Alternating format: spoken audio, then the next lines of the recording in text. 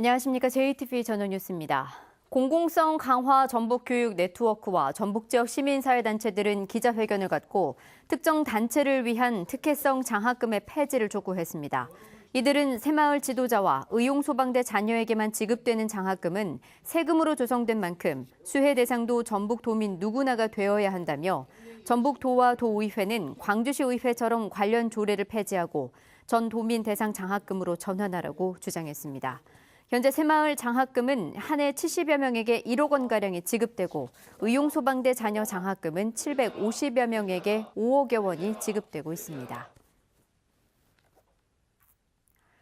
전북 녹색연합과 새만금 시민생태조사단 등 전북의 시민사회단체 19개로 구성된 새만금 해수유통 전북행동준비위원회가 새만금호를 1년간 담수화해 수질을 평가할 것을 정부에 요구했습니다.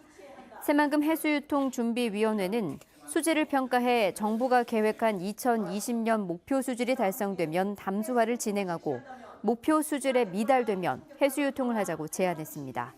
또한 새만금호에 있는 수락갯벌에 황새와 저어새 등 멸종위기 조류가 서식하고 있는 것으로 확인됐다며 새만금 남북 도로를 건설하는 과정에서 대책을 세울 것을 촉구했습니다. 정운천 국회의원은 오늘 전북교육청에서 기자회견을 갖고 상산고가 공평하게 평가받을 수 있도록 전북교육청의 자사고 평가 계획 수정을 촉구했습니다. 정 의원은 이 같은 뜻을 담은 전북 출신 국회의원 20명이 서명한 성명서를 김승환 교육감에게 전달하려 했지만 교육감이 면담을 일방적으로 취소해 실패했습니다.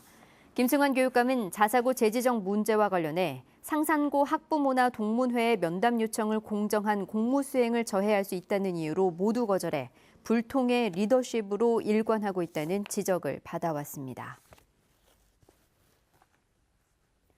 20년간의 해체와 복원 작업을 마치고 오는 23일 일반에 공개되는 익산 미륵사지 석탑의 내부가 원형과 달리 복원됐다는 감사 결과가 나왔습니다.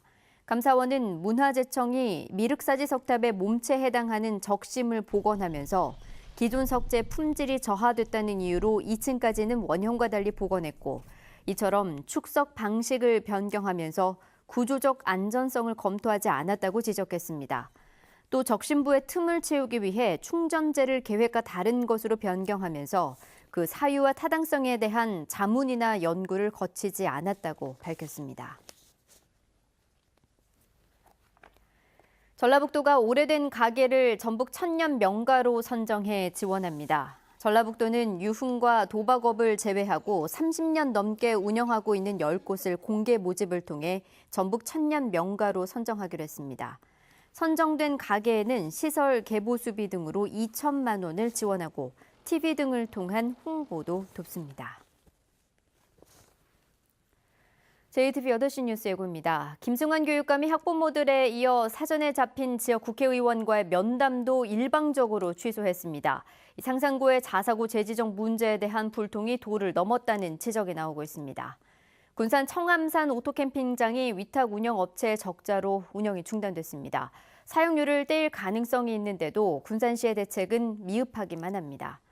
새만금호의 해수유통을 주장하고 있는 시민사회단체가 정부에 1년 동안 담수로 만든 뒤 수질을 평가하자는 파격 제안을 내놨습니다.